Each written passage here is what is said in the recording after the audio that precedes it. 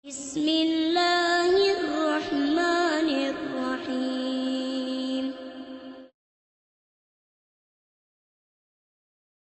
Kenapa hidup di sini disebut dengan dunia? Karena sifatnya begitu singkat, mendekatkan Anda pada kematian untuk berpindah.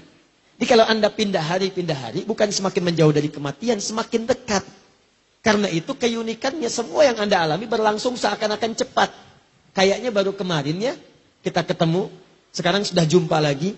Kayaknya baru kemarin ya, kita menikah, sekarang cucu sudah 13. Kayaknya baru kemarin ya, kita sekolah SD, sekarang sudah sama-sama bekerja di tempat yang sama. Kayaknya baru kemarin, dan kemarin. Itulah dunia. Karena itu, sifatnya pun hanya akan terjalani lewat 5 aktivitas kalau dirasakan menyenangkan. Semua yang menyenangkan di dunia ini, sifatnya singkat dan dekat, itu cuma 5 hal. 5 inilah yang sering menjebak kehidupan manusia. Sehingga dia tidak punya persiapan bekal untuk mencapai keabadian akhirat yang selanjutnya. Apa yang pertama? Tadi, ada orang yang senang bahagia ketika terlibat dalam permainan. Main senangnya.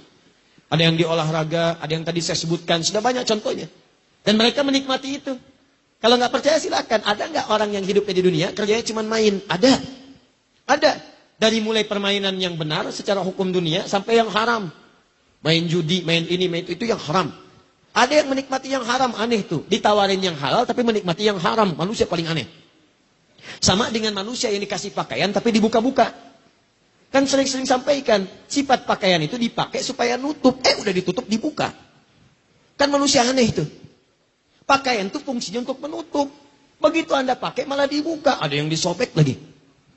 Ya, kalau cuma mau buka pakaian, ada yang lebih hebat, namanya hewan. Dan hewan itu kalau dipakai pakaian, dikasih pakaian risih dia.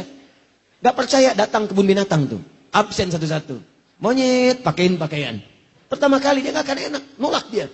Gajah, ayo cariin sarung, tutupin. Anda diambil sama belalai. Gak percaya, tes aja. Singa, kasih daster, hakan tuh. Paham ya? Nah, jadi kalau mau berlomba buka-buka, gak usah jadi jagoan, binatang lebih hebat. Sudah, tempatkan sesuatu pada tempatnya. Dunia pun tempatkan pada tempatnya. Jangan dunia kemudian dibawa ke arah yang sifatnya sebetulnya sifat akhirat. Dibawa ke dunia yang gak akan nyambung. Sama dengan sifat dunia, mau dibawa ke akhirat, gak akan kesampaian. Sifat akhirat abadi, mau ditempatkan di dunia, gak akan nyambung. Karena Anda akan meninggalkannya. Maka tidak ada yang abadi. Maka yang pertama, banyak orang terjebak pada permainan. Ini dia. Hidupnya cuma main aja. Sampai turun hadis qudsi. Qala Rasulullah sallallahu alaihi wasallam, haddatsana qala Allah azza wa jalla, ibadi. Kata Rasulullah, Allah Subhanahu wa taala menyampaikan, ibadi, duhai hamba-hambaku, khalaqtuka lil ibadati fala tal'ab. Aku ciptakan kamu itu buat ibadah, jangan banyak mainnya. Sebab ibadah itu buat bekal kamu pulang. Pulang ke akhirat alamnya beda, sifatnya lain, maka nggak bisa dipakai bekal dunia. Karena alamnya lain. Anda saja di dunia punya sifat yang berbeda, tempat satu dengan yang lainnya tidak sama. Apa Anda pikir di Indonesia mau ke Amerika bisa sama keadaannya? Tidak. Bekal yang dibawa beda. Cara masuknya lain. Ke Malaysia beda. Ke Singapura tidak sama. Sekarang Anda pengen ke surga. Bekalnya pengen sama di dunia. Mimpi. Bangun dari mimpi. Lihat keadaan. Anda mesti berubah. Kata Allah, saya ciptakan kamu buat ibadah. Kalau kamu terjebak pada permainan dunia. Khalaqtuka lil ibadati fala tal'ab. Kalau banyak mainnya, aku khawatir. Saat pulang nanti ke akhirat, kamu nggak bahagia. Lihat anak bahagia, lihat cucu bahagia, main dengan cucu, main sepedaan, main ini, main itu. Masya Allah, ada yang bermain sepeda dengan cucu, ada yang main lompat-lompatan, ada yang main perosotan, permainan, bahagia. Tapi kalau kamu ke akhirat, gak punya bekal, kamu berpisah nantinya. Bapak ke surga, anak ke neraka. Istri ke surga, suami ke neraka. Anak ke surga, bapak ibu ke neraka. Apa antum tega ngelihat anak antum berpisah dengan antum di akhirat? Sedangkan Anda yakin akan ada surga. Anda yakin ada neraka. Anda yakin ada kematian. Anda yakin ada kuburan. Bahkan Anda menyolatkan kawan Anda. Mengantarkan dia ke kuburan. Pertanyaannya, Anda yakin wafat tapi tidak siap-siap dengan bekal wafat Anda. Anda yakin pengen ke surga tapi mengerjakan amalan yang menjauh dari surga. Kan aneh. Wa qasamtu laka rizqaka fala tat'am. Kalau kamu benar-benar ibadah, aku telah tetapkan rizkimu. Kamu jangan khawatir. Rizki kamu itu telah tetap. Surga kamu yang belum teratur. Hadis qudsi. Rizki kamu tetap sebelum kamu wafat aku berikan. Tidak ada orang wafat yang tidak mendapatkan rizkinya. Semua diberikan. Jangan takut kata Allah. Engkau kerjakan ibadah karena aku jadikan kecil dunia. Aku tundukkan untukmu. Mudah. Tapi kalau engkau berpaling padaku bermain-main dengan dunia. Maka aku akan jadikan engkau tertunduk mencari dunia. Capek tuh. 24 jam capek. Cuma putar-putar. Berangkat kerja, berangkat gelap. Pulang gelap. Cuma tidur. Balik lagi nulis. Capek sendiri. Begitu dapat sakit. Sholat gak sempet, tahajud gak bisa, baca Quran gak ada. Aku tundukkan engkau capek dalam urusan dunia. Dan engkau tidak akan mendapatkan dari rezeki itu. Tidak akan mendapatkan apapun dari rezeki itu. Kecuali sesuai dengan apa yang telah aku tetapkan. Jadi kalau saya tetapkan untukmu 1 miliar. Kamu mau merangkak pun. Anda mau terus habiskan waktu untuk dunia. Dapatnya cuma segini juga. Gak akan nambah kata Allah. Nih. Cukup sudah bermain. Apalagi kalau mengerjakan perbuatan yang tidak ada maknanya. Bolak-balik, lontang-lantung, tiap malam cuman pergi sini, pergi sana, lihat ini, lihat itu. Gak ada pekerjaan yang dikerjakan, ukuran dunia pun tidak dianggap benar. Maka itu yang disebut dengan lahwun namanya. Wa minan nasi may yashri lahwal hadits liyudilla an sabilillah. Awas, innamal hayatud dunya. Awas, i'lamu annamal hayatud dunya la'ibun wa lahwun. Sesuatu yang tidak ada manfaatnya. Awas, hati-hati, maaf. Lahwun itu yang tidak ada manfaat, gak ada isinya. Ngobrol sana sini gak ada isinya. Cerita-cerita gak ada isinya. Daripada lisan dipakai cerita gak ada isinya, kenapa gak bisa dipakai baca Quran? Kenapa gak dipakai zikir? Apa Anda sibuk membuat tertawa orang lain sehingga satu saat Anda ditertawakan? Ayo silakan sibuk bikin tertawa orang. Bikin cerita ini, bikin cerita itu, semua. Sampai laki-laki jadi perempuan, perempuan jadi laki-laki. Begini, begitu. Demi Allah saya katakan, ayo luaskan rumah Anda. Ribuan hektar, kalau bisa bangun, ayo silakan. Begitu Anda meninggal, lihat tempat meninggal Anda. Sekali-sekali main ke kuburan. Supaya Anda tahu tempat berpulang Anda cuma segitu tuh. Cuma 2 meter. Cuma 3 meter. Sekarang Anda luaskan urusan dunia. Anda nggak punya perbekalan sampai ke akhir. Silakan main-main, silakan. Bikin tertawa. Dan satu saat Anda akan ditertawakan oleh orang lain. Silakan. Dua Anda yang senang ngobrol-ngobrol. Cuman kumpul, cuman ngobrol. Gak jelas yang dibicarakan. Cuman kumpul-kumpul, bicara ini itu. Gak ada maknanya, gak ada manfaatnya. Cuman kumpul-kumpul aja. Cuman ngobrol-ngobrol aja. Nih lahwun namanya. Gak ada nilainya. Anda gak punya nilai sisi Allah Subhanahu Wa Taala. Dan uniknya ada orang-orang yang menikmati itu. Dan dia bahagia dengan itu. Ngumpul, cuman ngobrol aja. Ada yang merokok, ada yang ngisap sisa, ada yang ini itu, ada yang macam-macam. Cuman buat ngobrol aja. Dan uniknya dia menikmati itu. Kalau Allah sebutkan itu ada, itu pasti terjadi dalam kehidupan. Demi Allah saya katakan. Ada yang menikmati permainan? Ada. Ada yang menikmati yang seperti ini yang gak ada manfaat? Banyak. Dari perempuan sampai laki-laki. Berapa banyak perempuan kumpul-kumpul cuma untuk ngobrolin orang. Dari sejak zaman dulu sampai sekarang. Bu, dari zaman Nabi Yusuf, sosialita yang senang kumpul-kumpul itu udah banyak. Apa Anda nggak baca surat Yusuf? Ketika kemudian mereka berkumpul-kumpul bikin gosip di rumah perempuan istrinya Al-Aziz itu. Sampai mengatakan, duh, istri pembesar kok selingkuh ya? Cuman buat ngobrolin itu aja. Kedengaran sama pembesar diundang. Begitu diundang, masuk. Yusuf keluar. Tuh, Yusuf ganteng-ganteng Nabi. Orang sekarang ganteng-ganteng serigala. Bayangkan. Yusuf tuh. Dia orang dulu tuh lebih pas. Orang sekarang gak ada kreativitasnya. Keluar Yusuf. Begitu keluar. Wa qulna hasya lillahi ma hadza bashara in hadza illa malakun karim. Ini sih bukan malaikat. Bukan manusia. Ini bukan manusia. Ini malaikat yang menyamar dalam rupa manusia. Wa qata'na aydiyahunna. Tanpa sadar. Mereka sedang mengiris buah itu. Teririslah kemudian tangannya. Masya Allah. Nabi Yusuf ganteng. Nabi tawadu. Dilihat oleh orang. Tak sadar sampai teriris tuh. Dan tidak sombong. Antum bukan Nabi, Rasul bukan. Ganteng antum tidak seganteng Nabi Yusuf. Ibu-ibu lihat antum gak kepleset. Kenapa antum tidak merasa dekat dengan Allah? Coba lihat. Yang mau saya sampaikan, kalau cuma kumpul-kumpul, ibu ketinggalan telat, bu. Zaman dulu udah ada. Nabi Yusuf itu udah lama lahirnya. Udah lama. Ibrahim alaihissalam. Ibrahim melahirkan Ishak. Ishak melahirkan Yakub. Yakub melahirkan Yusuf. Di Yusuf keturunannya dari Yakub, dari Ishak, ketiga dari Nabi Ibrahim alaihissalam. Nabi Ibrahim alaihissalam ke Nabi Muhammad 30 generasi. Satu generasi bisa ribuan tahun. Muhammad bin Abdullah, bin Abdul Muttalib, bin Hashim, bin Abdul Manaf, bin Qusay, bin Murrah, bin Kilab, bin Ka'ab, bin Ghalib, bin Fihir, bin Malik, bin Nadar, bin Kinana, bin Khuzaimah, bin Mudrika, bin Ilyas, bin Nizar, bin Mudar, bin Ma'ad, bin Adnan, bin Addi, bin Adri, bin Muqawam, bin Nahur, bin Tarih, bin Ya'rab, bin Yasub, bin Nabit, bin Ismail alaihissalam, bin Ibrahim alaihissalam. 30 generasi. Ulangi.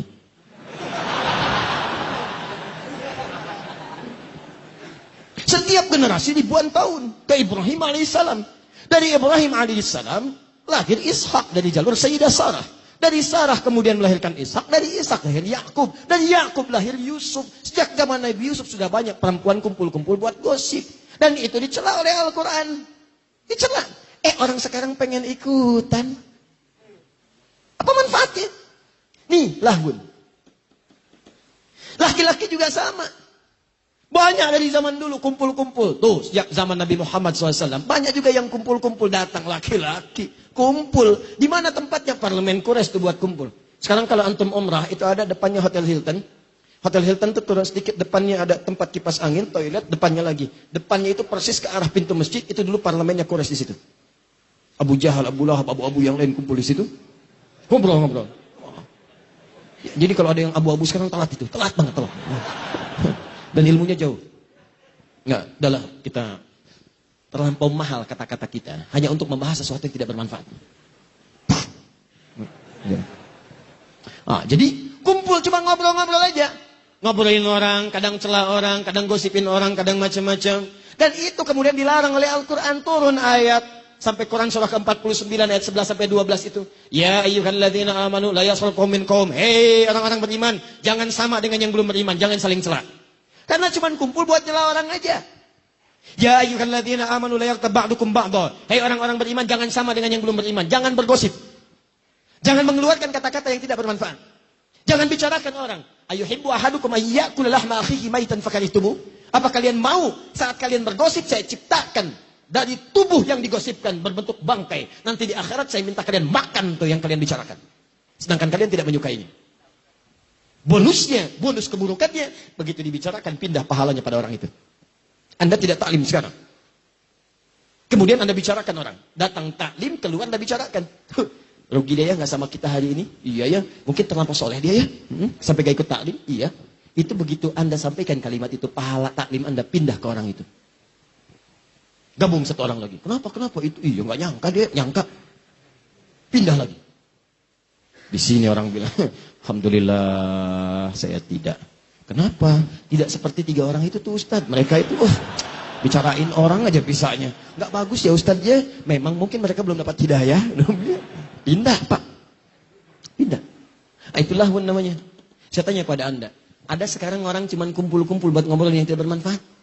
Ada sampai dibikin acara. Tuh lihat di TV itu. Yang paling dahsyat itu kok bisa ada orang mau dibuka kehidupannya. Datang ke kamarnya, dibuka ini tempat tidurnya macam-macam. Wah perampok tuh seneng banget. Dibuka semuanya. Bangun jam sekian. Baru bangun tidur udah kelihatan wajahnya. Apa Anda nggak punya privasi dalam kehidupan? Apa mau dibicarakan orang semuka bumi? Begitu tampil kan Anda kelihatan orang semua. Apa tidak mau Anda menjaga privasi Anda? Apa senang dibicarakan baru bangun tidur kelihatan? Ternyata ganteng-ganteng belekan ya. Ternyata tempat tidurnya pink ya. Dan seterusnya. Nih lahun. Sekarang bertransformasi jadi acara yang seakan-akan dinikmati. Dan perhatikan ratingnya tuh tinggi. Ratingnya tinggi. Berarti ada orang-orang yang salah orientasi dalam kehidupan dunianya. Dia hanya peduli dengan sesuatu yang seakan-akan nikmat. Padahal sifatnya fata morgana. Ini berbahaya. Bahaya. Coba lihat tuh yang kayak gitu tuh masuknya di prime time. Begitu ceramah. Jam 3 malam. Siapa yang lihat? Kuntilanak. Ada perempuan baju putih naik delman sado kalau di Bandung. Pada kemana? Cikaso. Diantarin tuh sampai di rawa-rawa dulu turun. Begitu turun ngasih 20.000 pergi orangnya. Udah jauh sekali berubah jadi daun kering. Dasar kuntilanak. Balik lagi orangnya kuntilanaknya. Daripada emang tukang sado. Nah, 3. Udah. Nah, lama-lama nanti jadi salah lahun. Ya. Nah, ini teman-teman yang tidak bermanfaat. Ayo, mulai sekarang coba. Maksud saya begini, acara-acara tuh yang nggak betul-betul, yang sifatnya nggak ada manfaatnya, list, coret, dah coret. Tayangan TV masuk kategori ini, coret. Radio masuk kategori ini, coret. Ini masuk kategori ini, coret. Kenapa? Ketika Anda menikmati itu, Anda punya dua kerugian. Satu, waktu Anda habis tidak sempat dipakai ibadah. Yang kedua, nggak sadar Anda ngumpulin dosa. Dan dosa itu kalau sudah terjadi, dia akan narik pahala. Karena rumusnya begini, ada pahala, ada dosa. Begitu dapat pahala, langsung menutupi dosa. Kalau Anda semakin hari banyak mengumpulkan dosa, ini habis terkeruk pahala Anda. Selesai. Wazinatun, zina. Gaya-gayaan, memperbaiki penampilan. Silakan cek. Sekarang berapa banyak orang itu tampil mencari pekerjaan hanya untuk gaya. Update status. Meningkatkan status sosial dalam kehidupan. Bahkan ada peribahasa sekarang. Handsome itu tidak penting, yang penting handphone. Status naik. Lain sekarang orang penghormatan ditentukan oleh status. Bukan nilai-nilai kebaikan yang positif. Dulu tuh kebaikan positif itu yang menentukan, sekarang agak beda. Statusnya kalau makin kaya, makin dihormati. Makin populer, makin dihormati. Makin nyeleneh, kadang-kadang juga makin dihormati. Maka kadang-kadang yang paling berbahaya, ada orang mempertahankan statusnya demi gayanya. Maka yang seperti itu akan menjadikan kehidupannya sulit. Ingat baik-baik. Ingat baik-baik. Ada sementara orang yang menikmati tampil dalam bergaya. Cuma senang begitu aja dan nikmat kelihatannya. Lihat, Masya Allah, pakai mobil ini. Dan dia merasa nikmat. Padahal kata Al-Quran, nih, itu mata'ul ghurur. Kesenangan sementara yang menipu. Begitu Anda terangkat, seakan-akan dunia datang kepada Anda. Begitu hilang popularitas Anda, ini yang jadi persoalan. Zinatun gaya. Dalam fisika, hukum gaya berbanding lurus, hukum Pascal dengan tekanan. Rumusnya F berbanding lurus dengan P. Gaya berbanding lurus dengan tekanan. Semakin banyak gaya, semakin tertekan. Jadi kalau orang, persoalannya, kalau sudah kehilangan sumbernya, energinya udah nggak ada nih untuk dorong gaya nih. Bahannya udah nggak ada, supportnya nggak ada, uangnya nggak ada. Tapi gaya masih dipelihara, maka tekanan akan muncul di sini. Itulah yang menjadikan bahkan diri Anda bisa dijual pada orang lain. Dan seterusnya. Dan yang seperti itu kita doakan. Bawa lagi kepada kebaikan, bukan diolok-olok. Ini ada orang sedang merasakan susah. Dia langsung ditampakkan supaya berubah. Allah tampakkan itu karena Allah sayang kamu berubah. Jangan sampai kamu meninggal dalam keadaan demikian, kamu tobat. Anda malah membantu dia untuk merenungkan dan mendalami apa yang dia rasakan, sehingga seakan-akan dia merasakan gak ada guna dalam kehidupan. Itu angkat, bukan didorong dengan hal keburukan. Ada yang bikin parodi, ada yang bikin jualan roti 80 juta. Apa yang udah dapat? Untuk apa? Gak ada manfaatnya. Bangun malam, sujud, pohonkan, ya Allah, jadikan si fulana mendapatkan hidayah. Ya Allah, berikan ketenangan dan berikan dia untuk berpikir supaya dia bertobat. Bantu begitu. Dan Allah A'lam, mungkin dia akan jadi perempuan paling utama di hadapan Allah ketika bertobat. Bukankah ada seorang perempuan dihinakan pada waktu dulu, gara-gara kemudian beri minum anjing, dia kemudian dia bertobat dan surga baginya? Ingat ya, baca hadisnya mesti utuh. Jangan separuh-separuh. Kalau separuh-separuh Anda bermasalah. Perempuan ngasih anjing air minum, ya anjing yang haus diberi minum, bisa masuk surga. Wah, kalau cara bacanya begitu. Banyak pertemuan perempuan bertebaran malam-malam hari. Apa pekerjaan kamu begini? Apa nggak takut dengan Allah? Gampang, besok cari anjing kasih minum. Hadis itu harus dibaca dengan baik.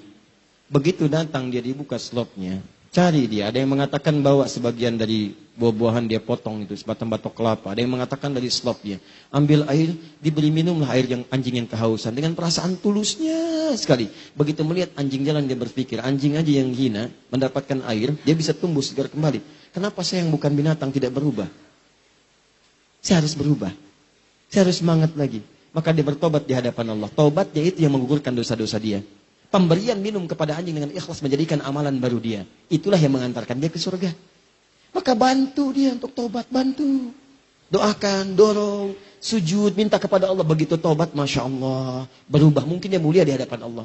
Boleh jadi di pasangan Anda, mungkin.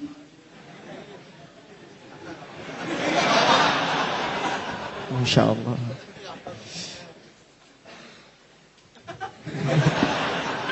Nah ini nih, ada manusia yang senang tampil gaya dalam kehidupan. Gaya.